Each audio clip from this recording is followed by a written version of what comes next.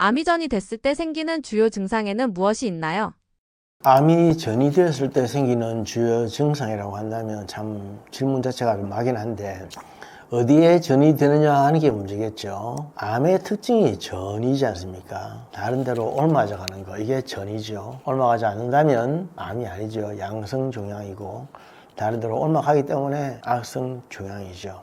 전이 되었을 때 나타나는 주요 증상은 당연히 전이 되는 부위마다 다른데 암으로 생겼을 때는 6개월 이내에 6kg 이상 빠집니다. 6개월 이내에 6kg 이상 빠진다고 하는 거 대단히 중요한 사실인데 이것은 특별하게 무슨 살을 빼기 위한 액션을 취하지 않았음에도 불구하고 그냥 살이 빠지는 겁니다. 그러면서 굉장히 피곤하면서 밥맛이 없으시고 또 출혈이 있습니다. 출혈, 피가 나온다고 하는 것인데 예를 들어서 대장에 암이 생겼다 그러면 대장의 항문으로 출혈이 나오는 것이고 위장에 암이 생겼으면 입으로 출혈이 나오는 것이고 그런 식의 출혈이 따라오는 것입니다. 뿐만 아니라 굉장히 피곤하고 신경이 예민해지면서 아무리 쉬어도 피로가 풀리지 않는 증상, 이걸 피로독이라고 하죠. 피로독이 자꾸 쌓이는 겁니다. 보통 사람들은 누구든지 과로하면 피로하기 마련인데 피로하면 집에 가서 손발 씻고 밥 먹고 들어 있으면 50% 이상 피로가 풀립니다. 하룻밤 자고 나면 또 피로가 싹 풀려서 언제 그러느냐는 식으로 나가야 되겠죠. 그런데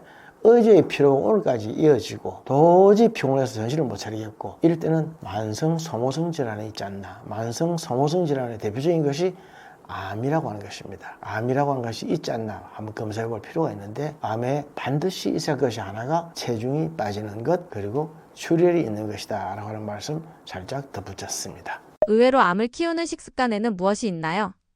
암을 키우는 식습관 제일 중요한 게 설탕입니다. 설탕. 암은 설탕을 먹고 자란다. 그런 말씀 아십니까? 암은 설탕을 먹고 자란다. 그러나 굳이 설탕을 통째로 먹는 사람이 어디 있습니까? 하지만 우리가 먹고 있는 모든 음식이나 또는 과자 종류에 보면 둔갑된 형태로 암이 다 들어있습니다. 설탕이 들어있습니다.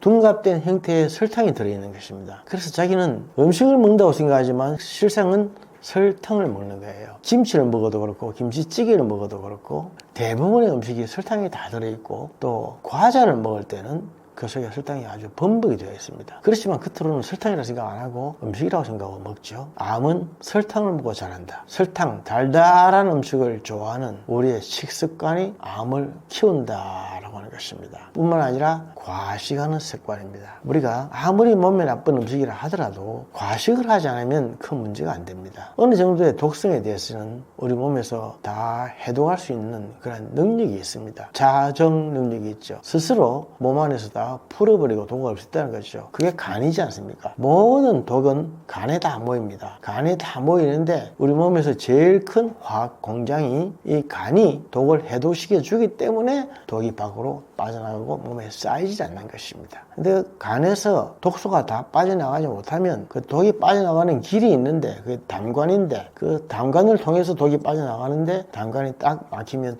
도로 간으로 역류가 되죠. 그러게 되면 쓸개와 간의 독소가 해소해서 갑자기 큰 사고가 나요. 그게 바로 암이 되는 것이죠. 간암 이런 것이 그래서 무서운 것입니다. 뿐만 아니라 과식을 하게 되는 사람들은 빨리 먹는다고 아까도 얘기했는데 과식을 해서 몸에 들어가서 남은 것들이 암이 된다 이렇게 생각하면 됩니다. 암이라고 하는 그 한자를 보면은 병질변 밑에 입부자가 3개가 있고 밑에 매산자가 하나 들어있습니다. 그것은 입으로 할 말 안 할 말 먹어야 될 것 먹지 말아야 될 것을 산처럼 많이 해서 생긴 병이다 그 말입니다. 그러니 입으로 들어가는 거 음식 먹는 거 조심해야 됩니다. 뿐만 아니라 입으로 할 말 안 할 말을 함부로 너무 많이 해서도 안 됩니다. 암이라고 하는 것은 단순히 식습관만 의해서 오는 것이 아니거든요. 말에 의해서도 오는 거고 신경에 의해서도 오는 것이고 그리고 사람과의 감정에 의해서도 오는 것이기 때문에 입으로 할 말 안 할 말 또 먹을 거 말 거 산처럼 많이 하다 보면은 그런 것들이 암이 될 수도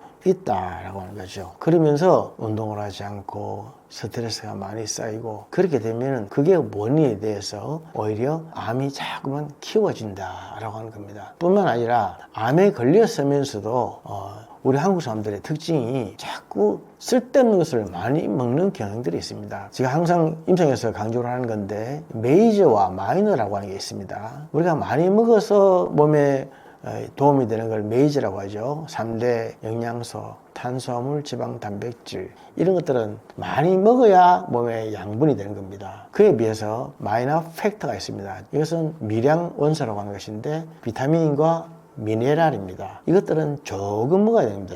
조금 먹어서 탄수화물, 지방, 단백질을 촉매 역할을 해줘서 도와주는 것인데 임상에서 보면은 오히려 미네랄 그리고 비타민 종류를 너무 많이 먹어요. 비타민과 미네랄 같은 미량 원소를 너무나 많이 먹어가지고 오히려 그것 때문에 과잉돼서 암이 드는 경우도 참 많이 봤습니다. 정리하면 정말 많이 먹어야 될 음식을 많이 먹는 건 괜찮은데 적게 먹어야 될 음식을 많이 먹었을 때 그게 좋은 것이 아니라 몸에 해가 될 수도 있다고 하는 거죠. 비타민과 미네랄 같은 거 혹시 내 주위에 소위 영양 음식이라고 영양제라고 해서 오히려 이것도 저것도 분별하게 많이 먹는 것은 없는지 한번 챙겨보시길 바랍니다.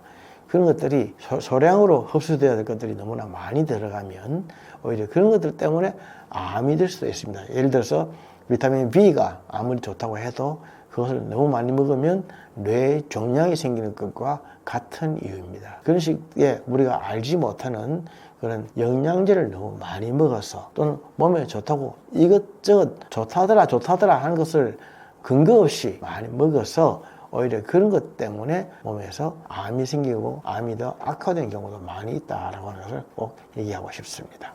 암 치료에 있어 한국인 환자들이 겪는 어려움은 무엇이 있나요? 우리나라 암 환자들은 굶어 죽는다 그러죠. 굶어 죽는다. 서양 환자들은 배 터져 죽는다. 한국 사람들은 굶어 죽는다. 왜 그러냐 하면 암에 걸리면 이것도 먹지 마라, 저것도 먹지 마라, 이것도 안 좋다, 저것도 안 좋다. 이래서 워낙 제한하는 음식이 많습니다. 보십시오. 이것도 먹으면 안 되고 저것도 안 되고 해서 다 금하고 제한하다 보면은 결국 먹을 게 없다는 겁니다. 그런데 그에 비해서 서양의 암 환자들은 자기가 암 걸리면 친구들한테 동네방네 소문을 냅니다. 내가 암이란다, 내가 이렇단다, 이렇게 얘기하면 그 사람들이 그게 이거 좋다더라, 저거 좋다더라, 이거 많이 먹어라, 저거 많이 먹어라 하면서 막 가져옵니다. 막 가져오다 보면은 많이 먹게 되죠. 그러나 우리 한국 암 환자들은 너무 안 먹어서 결국 암으로 죽는 게 아니라 굶어서 죽는다. 그래서 암 환자는 영양실조로 죽는다. 그런 말이 있습니다. 왜 그런가 하면은 암에 대한 치료의 원칙을 잘 몰라서 그렇습니다. 한의학에서 암을 치료할 때에 예를 들어서 우리 몸에 10, 암이라고 하는 덩어리가 10이라고 한다면 그 중에 10분의 7이나 8 정도는 잘라내야 됩니다. 암의 조직을 잘라내고 암의 독소 한방에서는 사기라고 하죠. 나쁜 기운. 사기를 잘라내서 없애야 됩니다. 그리고 나머지 2 정도 3 남아있는 것들은 우리 몸의 원기를 북돋워 가지고 우리 몸의 원기로 하여금 스스로 남아있는 암기운을 제거해서 쫓아내도록 만들어 줘야 됩니다. 이것을 부정거사라고 합니다. 전기를 북돋워 주어서 사기, 즉 나쁜 기운을 쫓아낸다. 부정거사 하는 것입니다. 그래서 누구든지 처음에는 암을 수술을 하든지 또는 제거하는 치료하는 약을 쓰든지 해서 암을 쫓아내는 치료를 합니다만은 그 다음에 부정을 못해서 그런다. 북돋워 줄 부자입니다. 전기를 북돋워 준다. 우리가 부조한다 그러죠. 부조. 북돋운다. 힘을 북돋워 준다 할 때 부자를 쓰는 것입니다. 그게 부정을, 즉 전기는 원기인데 몸에 원기를 바짝 도와주면 몸 안에 있는 원기가 면역력을 얻어가지고 그것이 스스로 암을 쫓아내고 제압시키는 겁니다. 물론 몸속에 있는 암을 다 제압시킬 수는 없어요. 우리 몸의 세포의 개수가 예를 들어서 보통 100조개라고 합니다. 100조개. 100조는 세알릴 수가 없는 거죠. 무한히 많다는 겁니다. 무한히 많은 100조개의 세포가 매일 대사를 하는데 완전한 대사를 하지 못하고 전자 한 개가 불완전한 소위 불완전 대사를 하게 됩니다. 그러다 보면 전자 한 개를 빼앗긴 세포가, 특히 그것이 DNA 핵에서 전자를 빼앗기면 그 세포가 병든 세포가 되어서 바로 돌연변이에서 암세포가 되는 것입니다. 우리가 음식 하지만은 음식을 먹어서 또는 생활 습관이 어떻게 해서 암이 걸린다 하는 것은 사실은 50% 이하입니다. 50% 이상 주된 원인은 돌연변이 된 암세포입니다. 정상세포가 있다가 어느 날 갑자기 돌연변이해서 전자 한 개가 부족한 암세포로 바뀌어버리면 그것이 문제가 되는 건데 이렇게 되는 것이 무려 50% 이상이라는 것입니다. 그런데 이렇게 50% 이상 돌연변이 된 암세포가 갑자기 확 증가하죠. 그래서 몸속에 있는 원기를 북돋워 가지고 원기로 하여금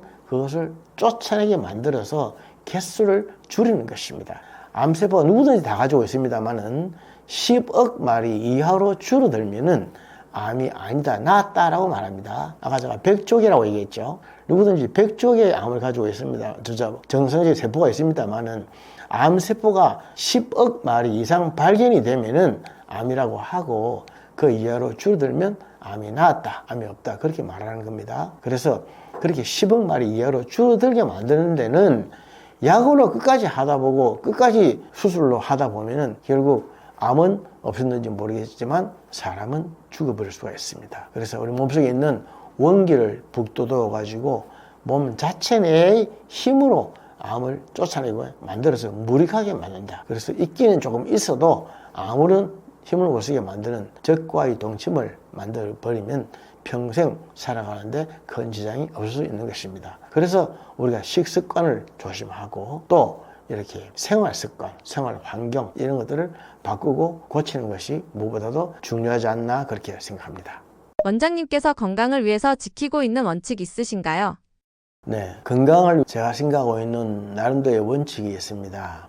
여기까지다라고 하는 거죠. 우리가 살다 보면은 내 힘으로 할 수 있는 게 있고 할 수 없는 게 있지 않습니까? 또 상대방이 얘기해서 되는 게 있고 또 안 되는 게 있죠. 그럴 때 생각하는 것이 여기까지다 라고 하는 생각을 하자. 여기까지는 나는 할 수 있고 또 저 사람도 할 수 있겠지만 여기 이후로는 이상으로는 도저히 할 수가 없는 것이 있습니다. 무리하게 요구하거나 기대를 하게 되면은 자꾸만 실망을 하게 되고 화가 나게 됩니다. 짜증을 부리거나 기대를 하다가 자꾸만 화를 내게 되면은 그런 것들이 직접적으로 몸에 병을 일으키는데 대표적인 것이 암입니다.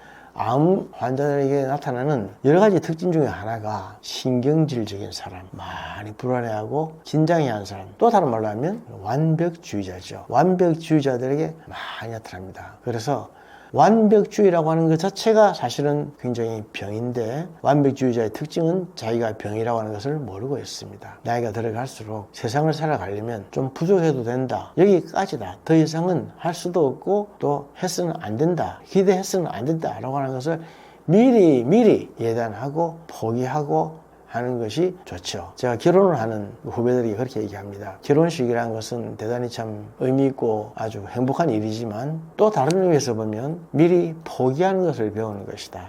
이 신랑, 이 신부 이외의 다른 여자와 남자에 대해서는 일찌감치 포기하고 또 내 신부, 내 아내, 내 남편에게서 기대하고 요구하는 것을 너무 많이 가지지 말고 여기까지다 라고 생각하고 있으면 앞으로 행복해질 것이다. 그러나 그렇게 하지 않고 끝까지 기대를 하고 요구하고 바라고 한다면 행복이 아니라 오히려 더 힘들어질 것이다. 그런 얘기를 많이 합니다. 오히려 어떤 의미에서 우리는 우리 자신에게, 내 자신에게 더 많은 것을 그렇게 기대하고 요구하고 있는지 모릅니다. 특히 건강에 대해서 강의를 하고 건강에 대해서 또 공부하고 하는 사람의 입장으로서는 당연히 이래야 되는 것이고 당연히 저래야 되는 것이 많이 있습니다. 그러나 그런 것에 매이다 보면은 결국 내 자신이 너무 힘들어지게 되는 것이죠. 어느 정도 면에서 자유하고 놓을 수 있는 거, 요심을 다 가지지 않는 거, 요심을 푸는 거, 그런 훈련을 매일 하고 있습니다. 그렇게 하는 것이 내 자신의 건강을 지키는 중요한 첩경이 아닐까 그렇게 생각합니다. 암을 예방하는 음식에는 어떤 것들이 있나요? 암을 예방하는 음식이라고 하면 그냥 채소와 과일을 많이 먹으십시오. 너무 복잡하게 어렵게 얘기하면 사람들 다 이해 못합니다. 그냥 채소와 과일을 많이 먹자는 것입니다.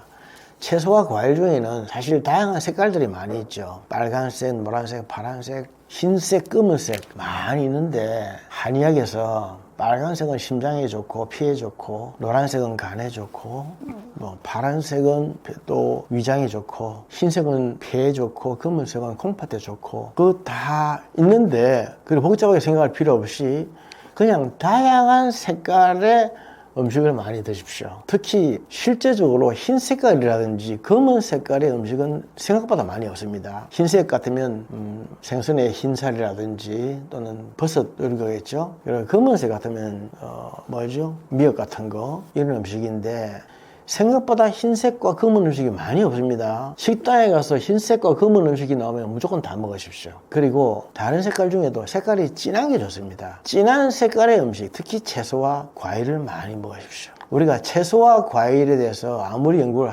해도 하면 할수록 과일은 채소에 미치지 못합니다. 채소가 훨씬 좋다는 말입니다. 채소 속에 들어있는 물이 제일 좋은 겁니다. 그 다음 과일이고, 그 다음에 이제 다른 탄수화물의 음식인데, 생각보다 채소와 과일을 너무 안 먹어요. 그리고 채소와 과일을 먹더라도 색깔이 진한 것, 그리고 다양한 색깔의 것을 많이 먹자라고 하는 것 꼭 강조하고 싶습니다. 그렇게 해주면 생각도 못했던 암의 예방이 됩니다. 뿐만 아니라 우리 몸의 원기라고 하는 것은 8대2의 원리가 있습니다. 무슨 음식이든 먹어서 위장에서 소화되고 흡수돼서 에너지가 되는 것은 80%, 정신적인 에너지로 되는 것은 20%. 호랑이 굴에 잡혀가도 정신만 차리면 산다. 그건 바로 사실 20%에 불과한 것입니다. 그게 80%는 못 됩니다. 정신력은 20%, 위장은 80%. 음식을 잘 먹느냐 하는 것도 중요하지만 위와 장을 건강하게 잘 관리하는 것이 더 중요합니다. 위와 장은 평생 써먹을 것인데 그것이 혹사당하지 않도록 조심해야 됩니다. 한의학에서 우리 몸에 원기가 두 개가 있습니다. 하나는 선천의 원기가 있고 하나는 후천의 원기가 있습니다.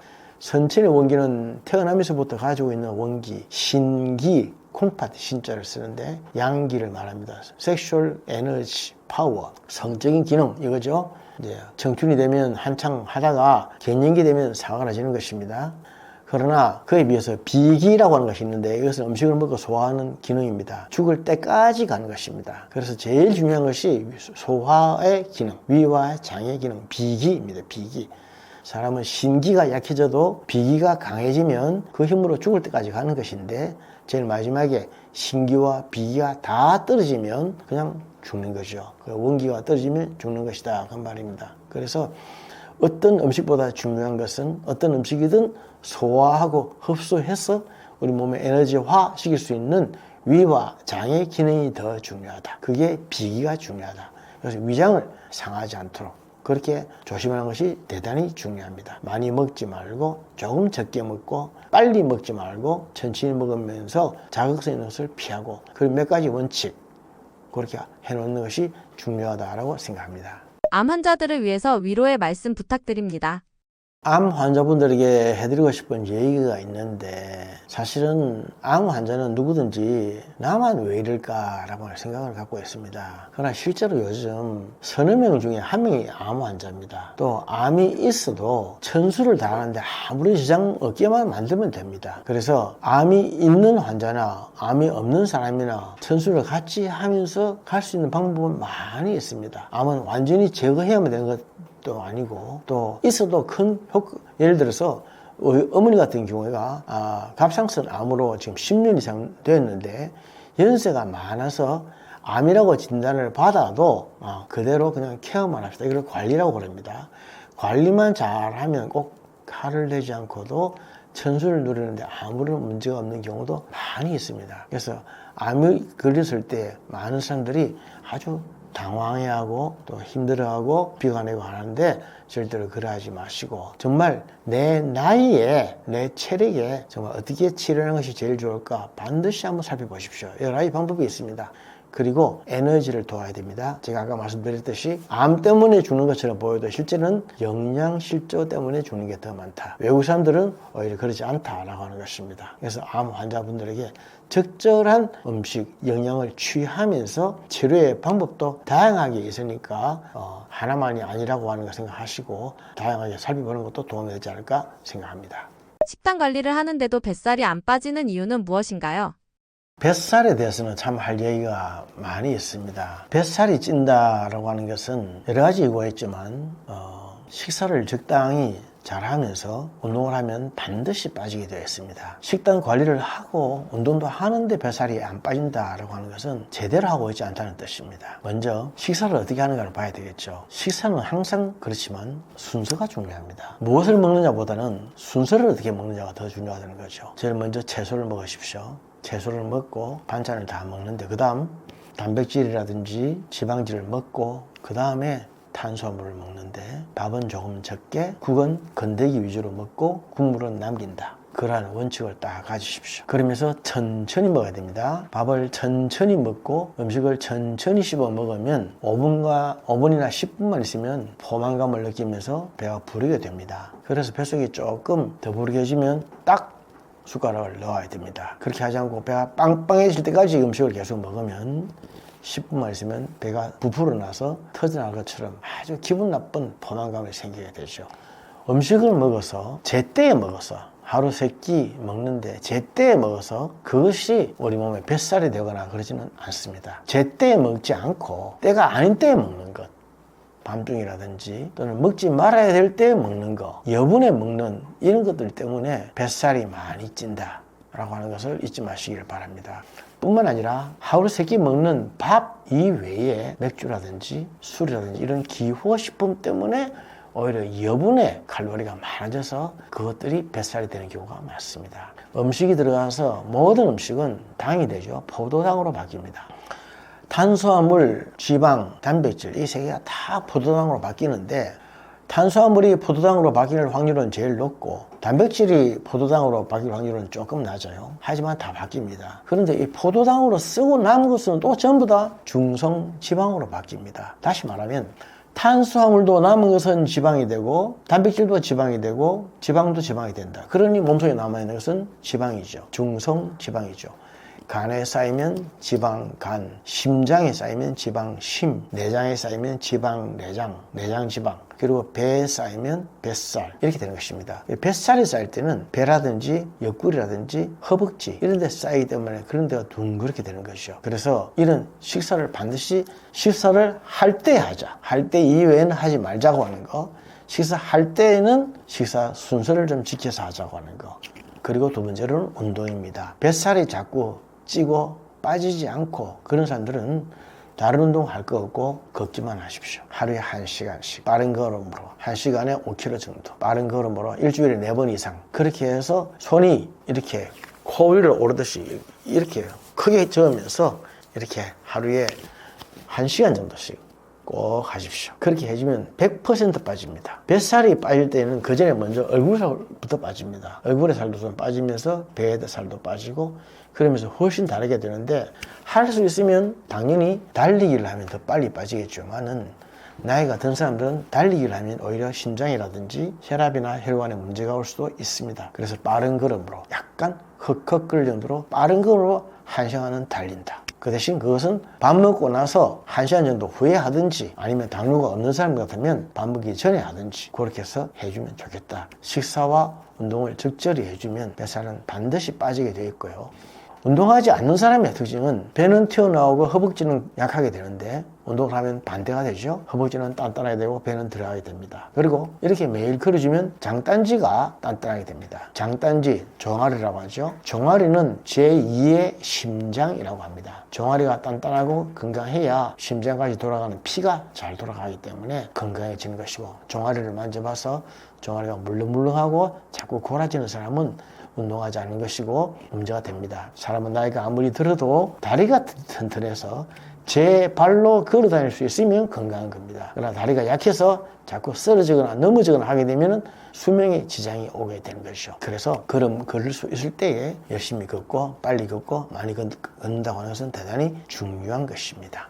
그렇다면 다이어트를 위해 식욕을 참는 것은 어떻게 생각하시나요?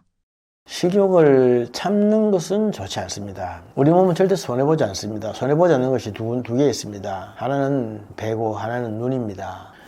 밥을 참아서 안 먹었다 그러면 반드시 다음 순간에 그만큼 더 먹습니다. 손해보지 않고 그만큼 더 먹게 됩니다. 눈, 잠을 안 자고 참았다 그러면 그 다음 순간에 또 그만큼 또 자게 됩니다. 절대로 잠과 배는 손해보지 않습니다. 그래서 잠은 충분히 자야 되듯이 밥도 제대로 먹어야 됩니다. 제대로 먹지 않고 특히 한 끼를 굶어서 체중을 빼겠다든지 그렇게 하시는 건 굉장히 좋지 않습니다. 자기도 모르게 많이 먹게 되고 굶게 되면은 몸속에 단백질 같은 것이 빠져나가게 되기 때문에 오히려 혈관이 약해지게 되고 특히 그 여성들의 경우에 다이어트, 살을 빼기 위해서 음식을 안 먹고 또 뭐 먹는 둥 마는 둥 하고 하는 경우가 참 많이 있는데 눈에 보이는 살, 체중 이것에 치중한 나머지 몸에 어떤 해를 끼치고 있는지 모를 수가 있습니다. 그것 때문에 신경이 예민해지고 불안해지고 생리에 문제가 오고 임신의 장애가 오고 몸의 저항력이 떨어지고 빈혈이 오고 이런 것들이 많이 있다는 겁니다. 여성은 안 그래도 피가 자꾸만 나가는 그런 병이죠. 남자는 평생 남자는 힘을 쓰는 사람이고 여자는 피를 쏟는 사람입니다. 그런 말이 있죠. 남자는 평생 힘을 쓰는 사람입니다. 기를 쓰는 사람이고 그래서 남자는 계속 기를 보여줘야 되고 여자는 평생 피를 쏟는 사람. 한 달에 한 번씩 출혈이 있어서 피가 계속 나가고 아기를 낳고 나면 또 피가 나가기 때문에 그래서 여자는 평생 피를 보여주는 사람인데 피를 도와주고 보여주는 것은 음식이 최고인데 여성이 살 빼기 위해서 음식을 절제하고 안 먹고 이렇게 하면서 그것 때문에 얼마나 몸이 망가지고 병이 들고 하는지를 모르는 겁니다. 정리하면 살을 빼기 위해서 다이어트를 위해서 밥을 안 먹는다, 때를 굶는다 이런 것은 굉장히 안 좋은 방법이다 라고 하는 말씀입니다. 몸에 좋다고 알고 있지만 의외로 다이어트에 치명적인 음식은 무엇이 있나요? 단 음식이 대부분 그렇습니다. 단 음식은 아주 맛이 있죠. 맛이 있다고 믿지만은 이 단 음식이 사실 요새 너무 달아요. 달아도 너무 달다는 것입니다. 달아도 너무 단 음식이 더 안 좋다는 겁니다. 혹시 우리가 먹는 음식 중에서 제일 단 음식이 뭔지 아십니까? 제일 단 음식은 팥빙수입니다. 팥빙수. 제일 짠 음식이 뭐냐면은 칼국수입니다. 모든 음식이든 무슨 음식이든 간에 차게 하면 단맛을 모릅니다. 그런데 찬 음식이 단맛을 느낄 정도가 되면 달아도 굉장히 달아야 됩니다. 그리고 뜨겁게 하면 짠맛을 모릅니다. 그런데 뜨거운 음식이 맛이 좀 짜고 간이 맞다 느낄 정도가 되면 굉장히 짜와야 된다는 거죠. 그래서 곰탕이라든지 칼국수는 굉장히 짜게 먹는 그런 음식이고 팥빙수라든지 아이스크림은 어마어마하게 단 음식입니다.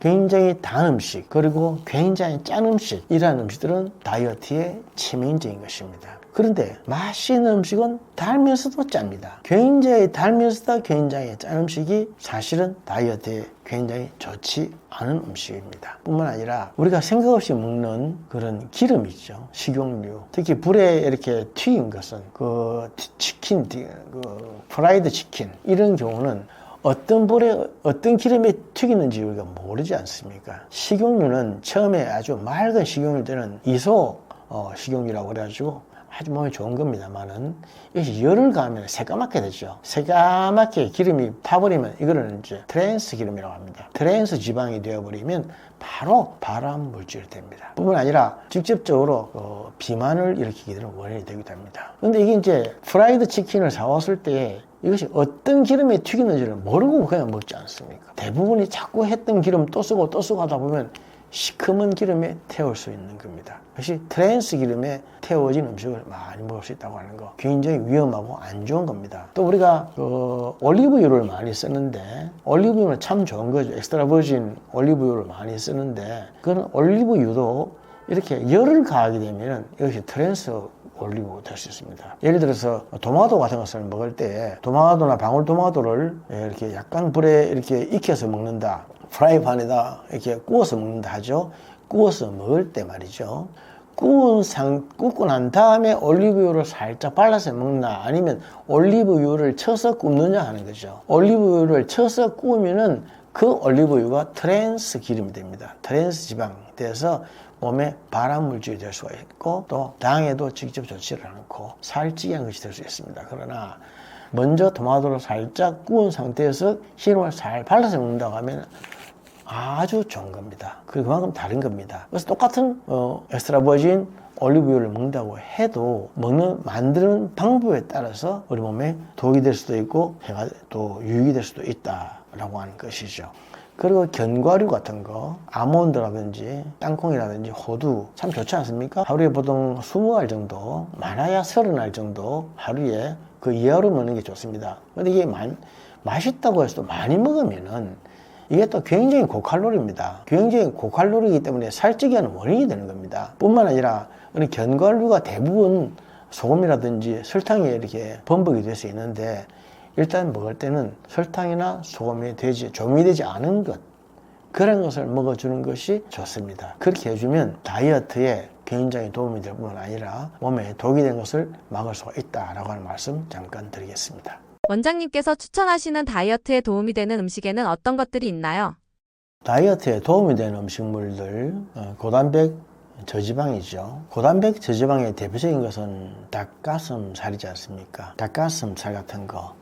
근데 사실 그게 별로 맛은 없죠. 언제나 그렇듯이 우리 몸에 좋은 것은 맛이 없는 법입니다. 또한 생선에 있어서도 흰살 생선은 좋습니다. 흰살 생선이 대부분 고단백 저지방 그런 음식입니다. 뿐만 아니라 채소 같은 걸 좀 많이 먹어주면 좋겠고, 아침에 일어나서 달걀 같은 그런 소위 완전식품이죠. 삶은 달걀을 먹어주면 고단백 저지방 음식이기 때문에 좋겠습니다. 그래서 다이어트에 도움이 된다 할 때는 여기에 먼저 지방이 있는가 없는가를 보셔야 됩니다. 지방이 없고 단백질이 많은 음식, 고단백 저지방, 그리고 싱싱한 채소, 과일, 그리고 버섯 종류, 그것들이 좋겠고, 또한 그 오트밀 같은 그런 딱딱한 견과류를 죽으로 해서 만들어 먹는 것도 좋겠다라고 생각이 듭니다. 공복에 추천하시는 다이어트 효과 더 좋게 하는 식단이 있나요? 제가 그 아주 강력하게 추천하는 공복 시에 당뇨 환자들에게 추천하는 것이 거릭 요거트죠. 무가당 거릭 요거트. 시중에 파는 거는 가당은 아닙니다. 가당에는 설탕이 많이 들어있기 때문에 안 되고, 무가당 거릭 요거트에 거기에 견과류를 좀 넣어서, 그러니까 호두라든지 자씨라든지 땅콩이라든지 좀 넣어서 이렇게 퍼먹는 거 이런 것이 좋습니다. 그 생각보다 그것이 아주 속을 든든하게 해줄 수 있는 것이 좋고요. 뿐만 아니라 혹시 할 수 있다면 낫또를 좀 먹는 것도 좋습니다. 낫또라든지 연두부 같은 거.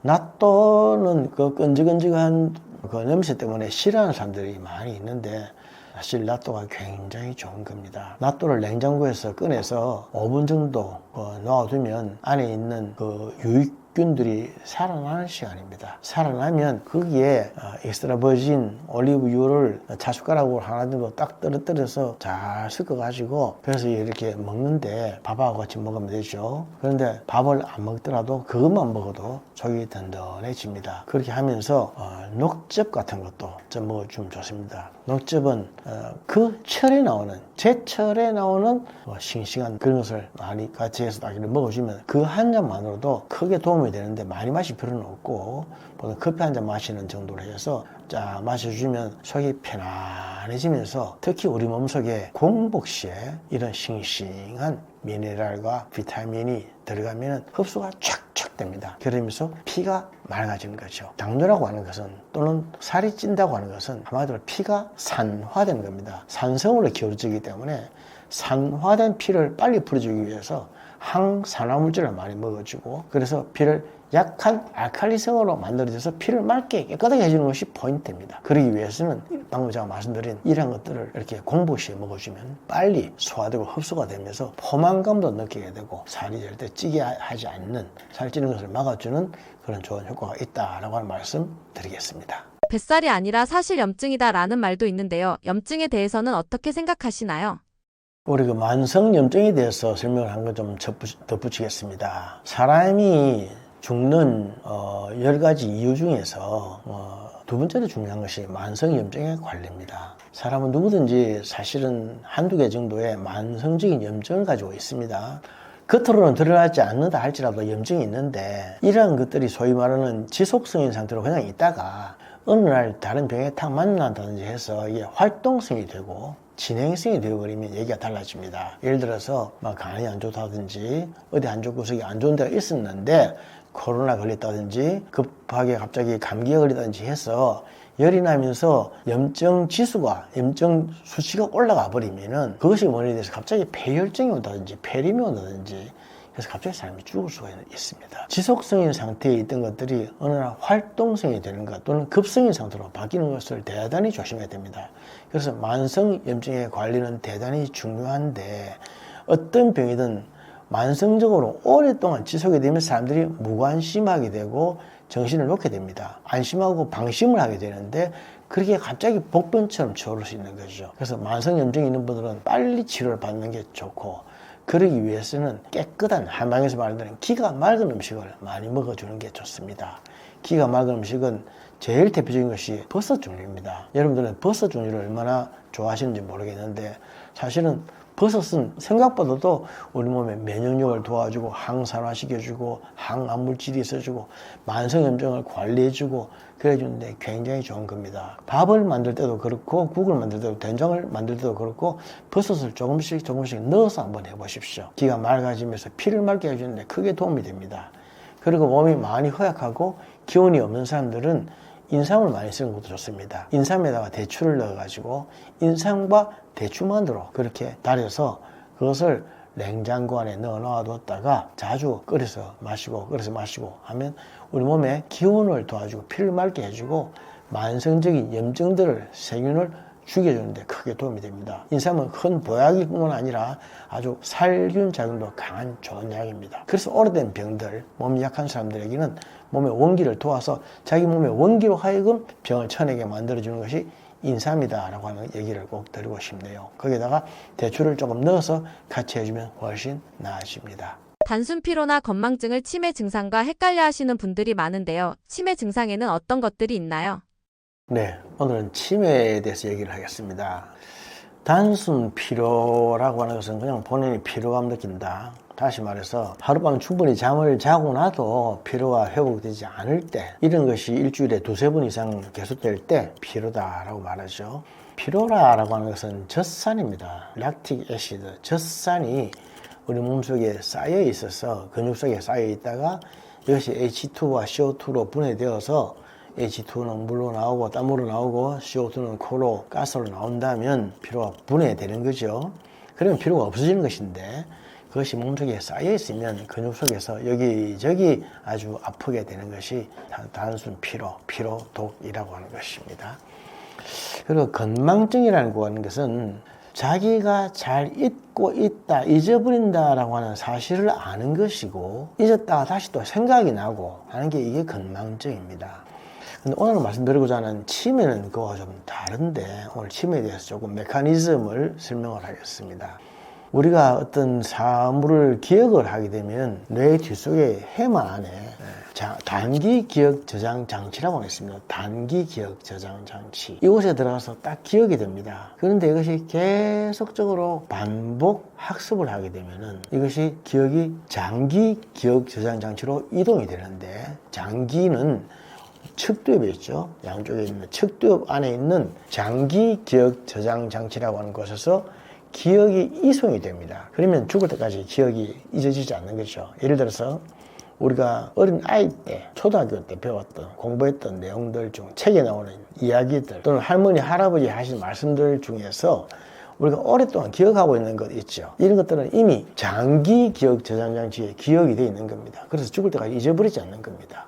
예를 들어서 치매 환자분들이 다른 최근의 기억은 다 못하는데 아주 옛날의 기억은 하고 있지 않습니까? 옛날의 기억, 오래된 기억을 하고 계시는 것은 장기 기억 저장 장치에 들은 것은 기억이 가능하지만 해마에 있는 단기 기억 저장 장치가 고장이 났기 때문에 단기 기억이 안 되는 겁니다. 그래서 단기 기억이 안 되기 때문에 최근의 기억은 안 되고 옛날 기억만 된다. 이게 이제 치매 증상이죠. 이에 비해서 뇌동맥경화증으로 오는 그런 기억 상실 증상은 장기와 단기를 다 잊어버리는 게 있습니다. 그런 기억 상실증은 뇌동맥경화증으로는 기억 상실증이라 이것도 치매하고도 다른 거죠. 그렇게 구분할 수가 있습니다. 그래서 치매는 단기 기억 저장이 안 되기 때문에 최근의 기억은 잊어버리고 오래된 옛날 기억만 하는 병이다라고 하는 것입니다. 또한 두 번째 특징은 가르쳐줘도 모른다고 하는 거죠. 단기 기억 저장이 안 되기 때문에 자꾸 가르쳐 드려도 이게 뭐고 이게 뭐고 뭐라고 자꾸 물어보는 것입니다. 그래서 치매 간병하는 분들이 이 사실을 모르면 큰일 나는 겁니다. 치매를 무슨 병이라고 하느냐 하면은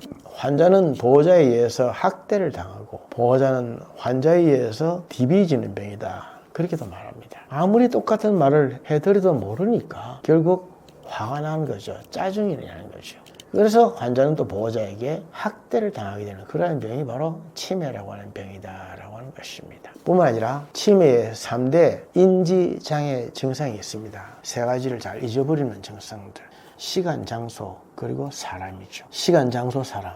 치매 환자들이 왜 자꾸 바깥을 나돌아다니는 그러한 방황을 하는지 아십니까? 자신의 집을 찾아가는 것입니다. 집에 앉아 계시면서 여기 어딘지를 모르는 거예요. 그것은 장소에 대한 인지장애입니다. 여기가 어딘지를 모른다. 난 내 집에 가야 된다는 거죠. 이게 집이라고 아무리 가르쳐 드려도 이게 집인 줄 모르는 겁니다. 장소에 대한 인지장애가 있어서 내 집을 찾아가겠다는 겁니다. 그러니까 얼마나 참 환장을 그렇습니까? 그래서 자꾸 밖에 나와서 밤새도록 자신의 집을 찾아서 막 돌아다니는 겁니다. 그래서 치매 환자들이 길을 많이 잃고 헤매죠. 또 사람에 대한 인지장애, 내가 누군지, 아들이 누군지, 남편이 누군지, 아내가 누군지도 모르는 것입니다. 이게 사람에 대한 인지장애. 아이고, 아들을 몰라보더라, 남편도 몰라보고 아내도 몰라보더라, 그래 병이 참 심해졌다, 이렇게 생각하기 쉬운데 실제로 그렇지 않습니다. 그게 증상이고, 치매의 병이 심해지는 것은 시간에 대한 인지장애입니다. 지금이 뭐 할 때인지를 모른다. 지금이 잠을 잘 때인지 밥을 먹을 때인지 일어날 때인지를 모른다.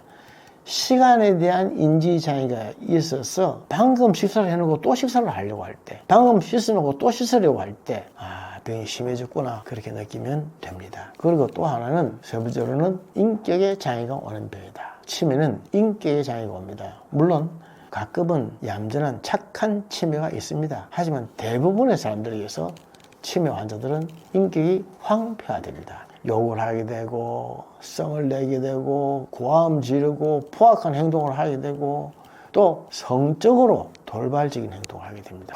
달려들고 온갖 짓을 다 하고, 그런 거 참 많이 있습니다. 평소에 그 사람의 성품과 인격으로는 생각도 못할 그러한 일들이 막 나타나는 겁니다. 이것은 병의 증상입니다. 마치 감기 들면 기침하듯이, 또 배탈 나면 설사하듯이 그러한 증상이 나타나는 것이 치매 환자의 일반적인 증상이다 라고 하는 거죠. 정리하면, 단기 기억의 장애가 와서 아무리 가르쳐줘도 모른다. 두 번째로는 인지 장애가 와서 사람, 시간, 장소에 대해서 모른다. 세 번째로는 인격의 황폐화가 온다. 이 세 가지를 간병하는 사람이 알고 있으면 아주 넉살 좋게 잘 간병할 수가 있는데, 자기가 치매가 아니라고 하는 하나의 이유 때문에 치매 환자를 간병한다고 달려들다가 결국 환자는 보호자에 의해서 학대를 당하게 되고, 보호자는 환자에 의해서 DB지게 되는 병이 치매다라고 하는 병, 치매에 그런 특성이 있다고 하는 거 잠깐 먼저 말씀을 드렸습니다. 치매가 발병하는 원인은 무엇인가요? 치매의 유전 또는 체질적인 그런 소리는 다분히 있습니다. 무슨 병이든 마찬가지입니다만은 20% 이상 있습니다. 그러나 유전이라고 하는 것은 사실 알 수가 없는 게, 격세 유전이라고 하는 것도 있습니다. 한 세대를 뛰어넘어서 다음 세대에 나타나는 것이죠. 아버지 대에서는 없었는데 할아버지 대에는 있었던 것이 자손, 손자 대에서 나타나는 것 말이죠. 그러다 보면 어느 것이 유전이고 아니고를 우리가 알 수는 없습니다만은, 무슨 병이든 유전적인 요소는 20% 이상 정도는 다 있습니다. 그런데 치매의 원인을 볼 때 유전이라고 하는 것은 딱 제외하고 우리가 생각을 해야 되는데, 뇌 속에 쓰레기가 쌓이지 않도록 하자. 혹시 뇌 속에 쓰레기, 단백질 쓰레기, 단백질 쪼가리에 대해서 들어보신 적이 있으십니까? 뇌 속에 쓰레기라고 하는 용어는 베타 아밀로이드라고 하는 것입니다. 베타 아밀로이드. 이러한 베타 아밀로이드는 우리가 흥분을 하든지 불안하든지 걱정을 하든지 좌우지간 부정적인 감정에 많이 휩싸였을 때에 많이 폭발적으로 생겨나는 것입니다. 베타 아밀로이드가 누구든지 간에 쌓이지 않을 수가 없습니다. 그러나 중요한 것은 청소를 해야 됩니다. 청소를. 뇌의 청소는 언제 하느냐 하면 밤중에 10시에서 2시 사이에 합니다. 잠을 자고 있으면 베타 아밀로이드를 청소해내는 환경 미화원들이 나와서 뇌를 깨끗이 청소를 해줍니다. 그래서 잠을 잘 자면 치매가 안 걸린다. 잠을 잘 자면 치매가 막아진다, 예방된다. 그 말이 바로 그 말입니다. 베타 아밀로이드라고 하는 뇌의 찌꺼기들을 청소를 잘 해내야지 깨끗하게 되는 겁니다. 한때 흥분하고 짜증내고 화내고 불안했던 것들이 있다 할지라도 이런 것들이 청소가 되어주면 건강해지는 거죠. 그래서 청소를 잘 해야 되는데, 청소가 되지 않고 그동안 많이 남아있다고 하면 굉장히 뇌 속에 찌꺼기가 남아있기 때문에 이것이 치매가 되는 큰 원인이다 라고 하는 것이 됩니다. 뿐만 아니라 또 치매가 발병한 원인은 충격을 받아서 그렇습니다. 우리 뇌 속에는 시냅스라고 하는 기억신경이 있죠. 기억세포가 있는데 바디 앤 테일 그렇게 해서 몸과 꼬리를 서로 연결 연결이 돼서 기억이 딱 연결이 되는 것인데, 충격을 받거나 놀라거나 흥분하게 되면 테일, 꼬리 부분이 탁탁 끊기는 것입니다. 탁탁 끊기면 앞의 기억과 뒤의 기억이 서로 연결되지 않는 겁니다. 그러다 보니까 블랙 현상이 생기죠. 예를 들어서 사람이, 선생님이 강의를 하다가 갑자기 다음 단어가 생각이 안 난다. 다음 문장이 생각이 안 난다. 그래서 뭐 괄호를 치고 안에 새까만 까만 블랙이 들어간 것처럼 멍해지는 경우가 있다는 거죠. 이게 블랙 현상인데, 이럴 경우도 바로 그 시냅스의 연결고리가 탕탕 끊어져서 그런 것입니다. 충격을 받거나 옆에서 고함을 지르거나 화를 내거나 인격을 무시하거나 가스라이팅을 당하거나 그런 아주 힘든 일들이 있으면 연결고리가 탕탕 끊어집니다. 그러니까 자기 자신보다도 옆에 사람들에 의해서 치매가 많이 만들어진다. 내가 막 고함 지르고 잘하라고 다그치고 화내고 한 것 때문에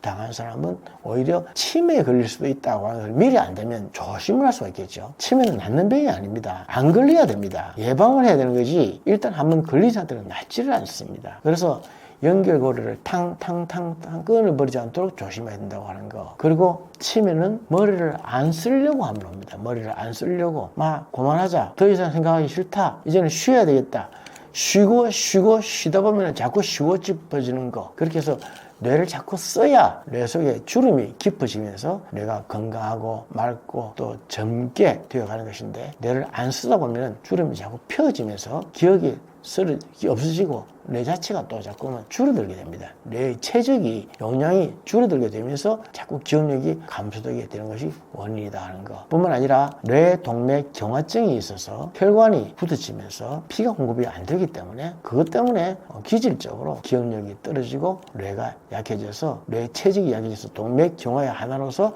치매가 오는 것도 상당수 있다라고 하는 거. 오늘 그런 원인에 대해서 좀 몇 가지 말씀드렸습니다. 약물 치료만으로도 치매 증상을 늦출 수 있나요?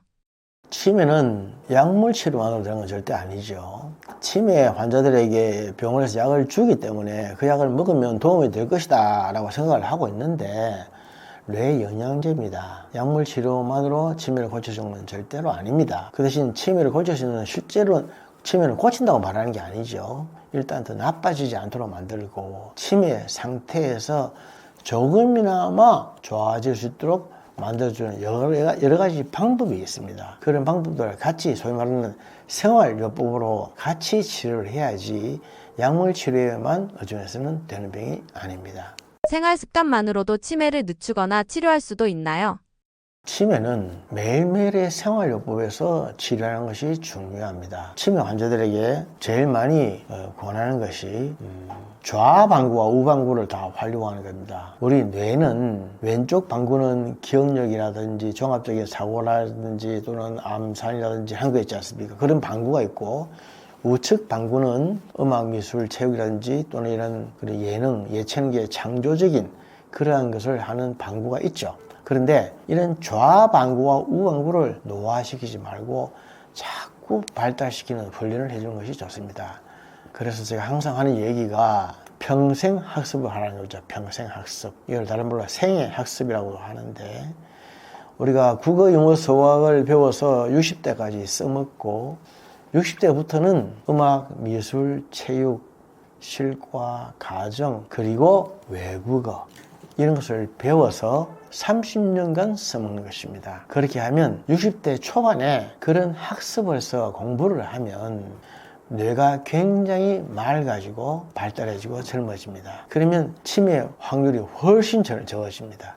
그래서 생애 학습, 평생 학습을 한다 생각하면 재미도 있어지고 또 건강해지는 것입니다. 하지만 사람들이 대부분 60대 은퇴를 하고 나면 더 이상 뭘 배우려고 하지 않습니다. 그러다 보니까 뇌의 활용이 되지 않기 때문에 자꾸 뇌가 망가지게 되는 것인데, 좌방구와 뇌방구를 두루 쓰는 훈련을 한다. 그리고 앉아만 있지 마라 라고 하는 겁니다. 앉아만 있으면 치매가 금방 옵니다. 보고에 의하면 하루에 10시간 정도 앉아 있으면 치매 걸릴 확률이 80%, 15시간 이상 앉아 있으면 무려 3배나 확률이 증가한다라고 되었습니다. 그러면 하루에 얼마나 움직여야 되느냐? 하루에 보통 4,000보를 움직여라. 4,000보. 4,000보에서 1만 보 사이를 그냥 매일 움직이라는 것입니다. 그것만으로 큰 도움이 되는 것인데, 4,000보를 운동장을 뺑뺑 돌아가는 것이 아니고 차를 타고 다니지 말고 승용차를 타고 다니지 말고 대중교통을 이용을 하고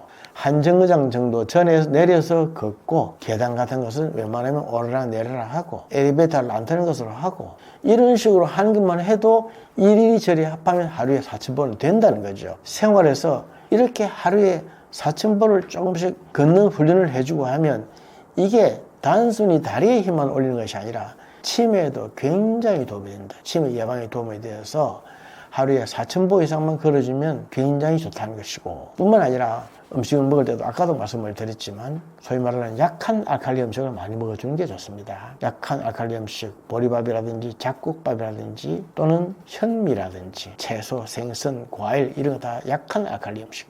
이에 비해서 고기 같은 고량 진미는 대부분 산성 음식입니다. 산성 음식이 많이 들어가면 피가 탁하게 되어서 우리가 치매 같은 그런 병뿐만이 아니라 고혈압이라든지 소위 심장 혈관 질환에 걸릴 확률이 굉장히 많아집니다. 그래서 음식 조심과 운동요법 그리고 학습요법 이런 요법을 같이 해주면 뇌가 굉장히 젊고 건강하게 되면서 치매에 많이 예방이 된다는 것이죠. 치매는 일단 걸리면 치료가 힘든 병, 예방하는 것이 제일입니다. 예방 중에 제일 중요한 예방은 아까 말했듯이 뇌 속의 쓰레기를 제거하는 것이고 그 다음에 뇌를 건강하기 위해서 적극적인 공격적인 그러한 요법들을 해주는 것이 좋다라고 하는 말씀 드렸습니다. 밥 먹고 바로 눕는 것이 최악의 습관이라고 하는데 사실인가요? 밥 먹고 바로 눕는 것은 여러 가지 면에서 제일 안 좋죠. 뇌에도 도움이 안 되고 또 위장에도 도움이 안 되고 밥 먹고 바로 누우면 위산 역류가 잘 됩니다. 위산이 역류가 잘 되는 사람들은 제일 안 좋은 것이 밥 먹고 바로 눕는 겁니다. 그러니 2시간 동안은 눕지 말라고 하죠. 자, 음식을 먹으면 1시간 정도는 모든 피가 위로 갑니다. 위로. 그래서 위가 잘 활동할 수 있도록 가만히 앉아 주는 게 좋습니다. 그리고 1시간이 지나고 난 다음부터는 운동을 좀 하는 게 좋은데 운동을 할 때는 피가 팔, 다리로 가게 됩니다. 팔, 다리로 갈 때는 움직여주고 위로 움직여줄 때는 가만히 있어주고 또 팔, 다리도 안 가고 위도 안 가고 할 때는 그럴 때는 눕는 겁니다. 가만히 누워서 자는 것이 제일 좋은데 밥 먹고 바로 눕는다고 하는 것은 여러 가지 면에서 좋은 점은 하나도 없다라고 말씀드리겠습니다. 우리가 잘 모르지만 뇌를 병들게 하는 습관에는 무엇이 있나요? 뇌를 병들게 하는 습관, 부정적인 사고방식이죠. 안 된다, 할 수 없다, 못한다, 나쁘다.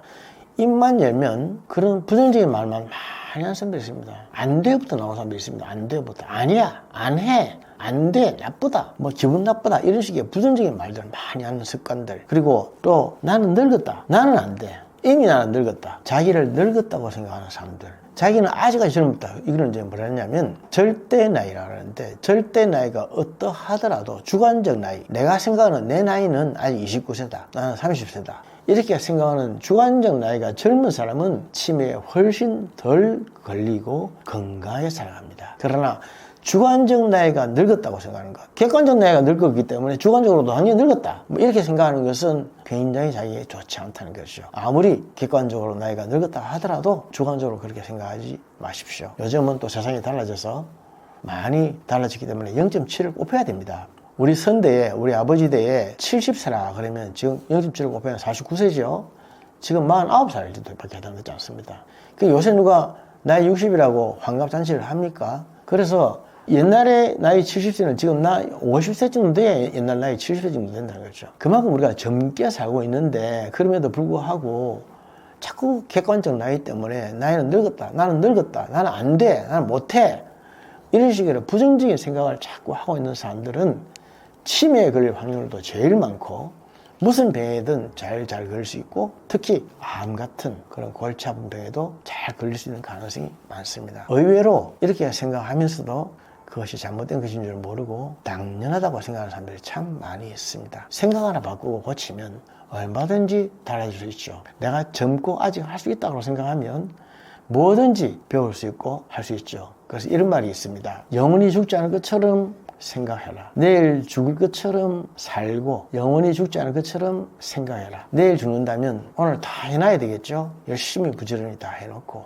영원히 죽지 않을 것처럼 적극적이고 능동적인 그런 생각을 하면서 많은 플랜을 세우고 액티브하게 살아가라 라고 하는 것입니다. 그렇게 살아가면 오늘 하루 삶이 더욱더 건강하고 젊은 삶이 되어서 치매뿐 아니라 암 같은 그런 병들과도 많이 거리감이 생기질 것이다 라고 말씀드리고 싶습니다.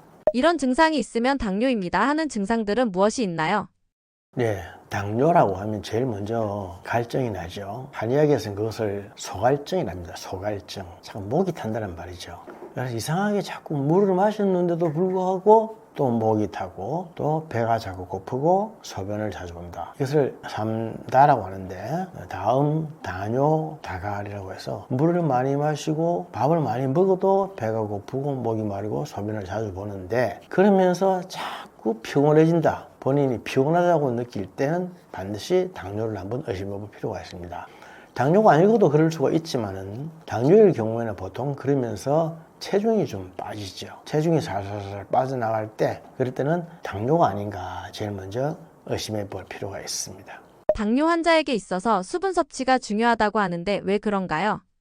당뇨라고 하는 병은 당연히 혈관 속에 글루카곤 당 성분이 높아져 가는 병인데 이것은 무서운 것이 혈관 질환입니다. 당뇨 때문에 혈관이 망가지고 혈관이 깨지고 막히고 그래서 생기는 혈관병이 제일 무서운 건데 목이 마르다고 하면 피 속에 있는 피색소들 즉 백혈구와 적혈구들이 끈적끈적하게 달라붙습니다. 그러다 보면 이게 이제 피떡이 될 수가 있는 거죠. 목이 말라서 갑자기 어느 날 피떡이 돼서 피가 뭉치게 되면 그곳에서 혈전이 생기는 것입니다. 뇌라든지 심장이라든지 어느 부위에서든 피가 탁 막혀서 혈전이 생기면 바로 그냥 풍이 오는 것이고 쓰러지는 것이죠. 그래서 당뇨 환자들은 목 마르는 것이 제일 중요합니다. 목이 말라서 갈증이 생기면 옆에 있는 개울물이라도 퍼마셔라. 저 밑에 내려가서 깨끗한 생수 먹을 생각하지 말고 바로 옆에 있는 개울물이라도 퍼마셔라 라고 하는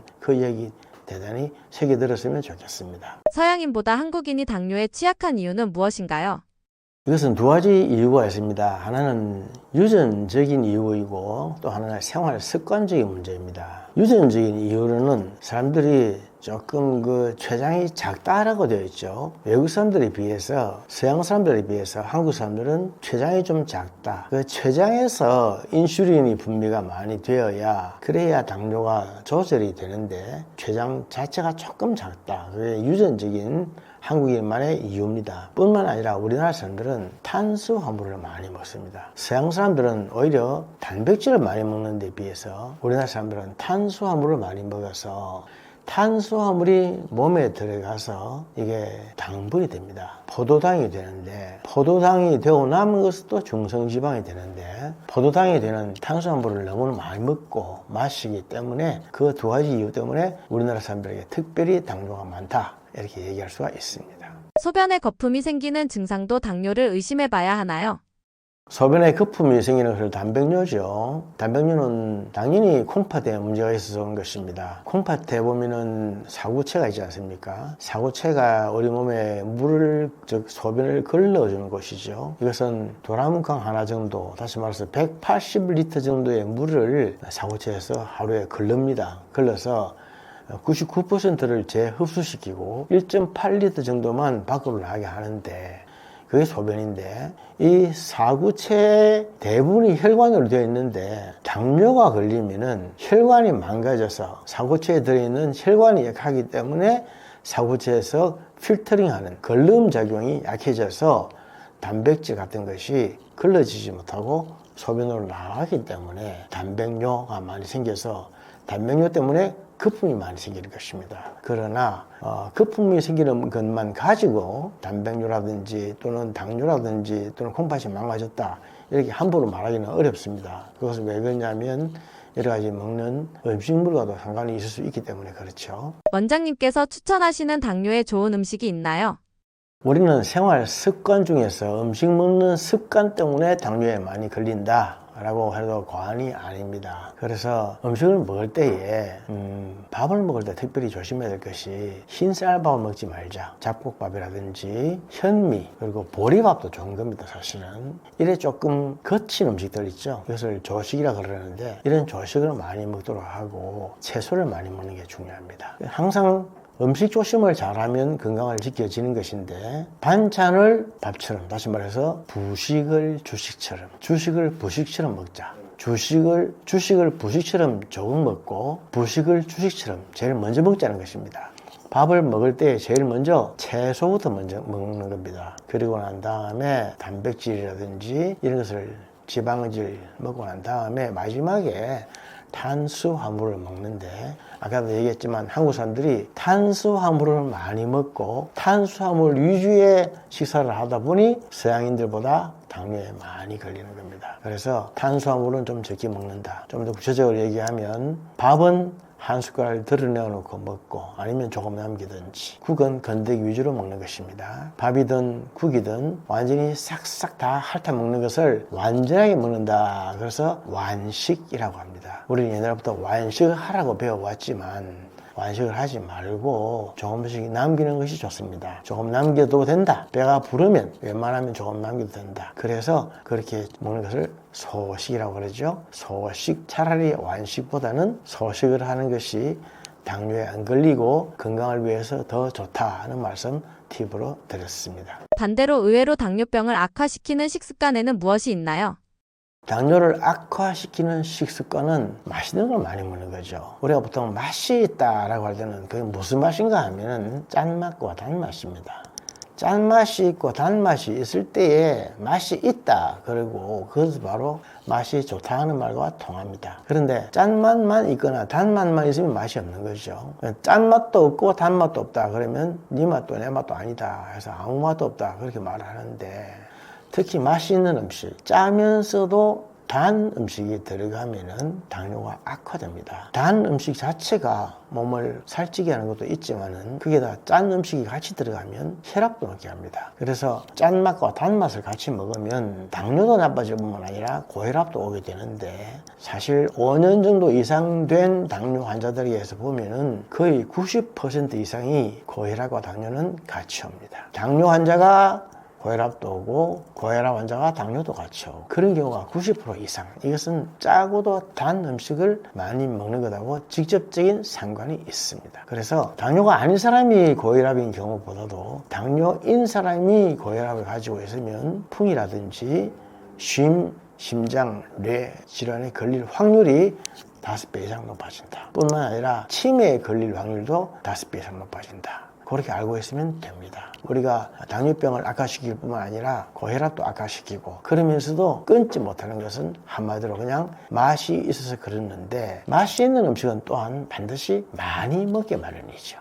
많이 먹는다고 하는 것은 다른 말로 하면 빨리 먹는 겁니다. 빨리 먹기 때문에 많이 먹는 거지, 천천히 먹으면 많이 먹지 않습니다. 그렇죠? 그래서 맛이 있는 음식을 빨리 먹는다. 그래서 결국 과식하게 되기 때문에 당뇨가 낫지 않는다. 당뇨는 약으로 고치는 병이 아닙니다. 약으로는 현상 유지만 하고 합병증이 오지 않게 만들어주는 것이고, 방금 제가 말씀드린 이런 것들은 생활 처방하는 거죠. 생활 처방을 같이 해줘야 나아지는 것이고, 당뇨는 있다 하더라도 합병만 안 생기면 됩니다. 죽을 때까지 합병만 생기지 않으면 그냥 현상 유지만 하면 되지 않습니까? 그것도 하나 더 해야 될 것은 운동이죠. 운동을 하지 않는 습관 때문에 당뇨가 자꾸 나빠지는 것입니다. 매일 걷기 운동만 하십시오. 걷기 운동만이라도, 하루에 1시간만이라도 걷기 운동만 하세요. 그렇게 해주면 당뇨가 악화되지 않습니다. 당뇨 좀 있다고 한들 어떻습니까? 우리나라 요새 당뇨 인구가 1000만 명입니다.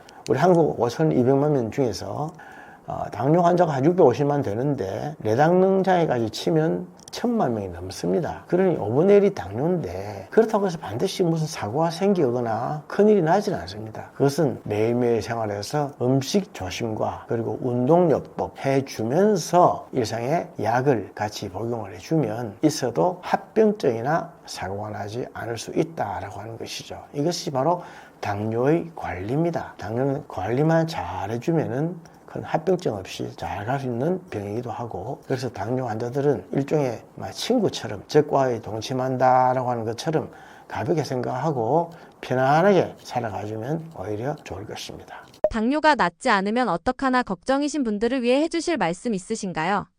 당뇨는 관리하는 병입니다. 당뇨는 완전히 나았다라고 말하는 것은 그것은 불가능한 일입니다. 당뇨는 낫지 않는 병이다. 그러나 관리하는 병입니다. 관리만 잘하면 되지 반드시 나아야 되겠다라고 하는 생각까지는 할 필요가 없고요. 그리고 한번 걸렸다 하면 죽을 때까지 약을 먹는다. 약을 좀 먹으면 되지 않습니까? 약만 먹을 것이 아니라 음식 조심과 운동도 해줘야 되겠죠. 일병식천이라고 하는 얘기가 있습니다. 하나의 병이 있으면 1000가지의 병을 씻어낸다. 그런 용어인데 우리가 왜 위장이 약한 사람들은 음식을 좀 조심하죠. 그러다 보니까 오히려 위암이 예방이 될 수가 있습니다. 그리고 신경이 약하거나 잠이 잘 안 오는 사람들은 더욱더 경건하게 깨끗하게 살려고 애를 씁니다. 그러다 보니 사람이 맑고 건강해질 수가 있는 것입니다. 사람이란 것은 머리 끝에서 발끝까지 다 건강할 수는 없습니다만은 좀 건강하고 안전하고 등 따시고 배부르면 금방 다른 짓을 하고 다른 생각을 하기 마련입니다. 그러나 한 가지 약한 점이 있을 때에 오히려 그것 때문에 전체적으로 건강을 유지할 수 있게 되는 것입니다. 그래서 당뇨가 있다 하더라도 그 너무 신경 쓰지 마시고 다 있는 병이니까 이제부터는 음식 조심을 하고 운동 조심을 하고 또 약은 그대로 먹으면서 해서 합병증이 오지 않게 하고 이로 인해서 다른 병에 이완되지만 않는다면 아무 문제가 없다. 약 좀 먹는 게 무슨 문제냐? 그렇습니다. 약을 먹어서 나을 수 있는 병, 치료하기 위해서 약을 먹자라고 하는 병은 오히려 감사하고 좋은 것입니다. 아무런 약도 없고 치료 방법이 없는 그런 병들이 사실 생각보다 많이 있는 거죠. 네, 반갑습니다. 저는 부산에서 한의원을 하고 있는 김양규라고 합니다. 김양규 한의원 원장입니다. 79년도에 경희대를 졸업을 하고 86년도에 박사를 땄죠. 그래서 40여 년 부산 해운대에서 한의원을 개원하고 있습니다. 그리고 습관을 바꾸면 120까지 살 수 있다라고 하는 것이 비롯해서 생활 습관과 관계되는 책들을 제가 펴낸 것이 5권 됩니다. 지금 유튜브 같은 곳에서 제 이름 김양규라고만 치면 제가 TV에서 강의한 내용들도 많이 뜨고 새까맣게 나올 겁니다. 굿TV를 통해서 제가 6년 반 동안 제 이름 들어가는 김양규 박사의 성경적 한약을 강의한 적이 있고 지금 극동 방송을 통해서 매일 라디오 닥터를 22년간 아직까지 방송을 하고 있습니다. 뿐만 아니라 제가 임상을 하면서 또 일본어도 제가 가능을 합니다. 그래서 일본인들에게 진찰도 가능하고 일본어로 설명도 가능하고 일본에 가서도 제가 또 특강도 많이 하고 그렇게 하고 있습니다. 혹시 일본인들이나 일본과 관계되는 분들이 한방적인 진료를 받거나 강의를 요청을 일들이 있으시면 제게 연락하시면 제가 많은 도움을 드릴 수가 있겠다라고 생각합니다.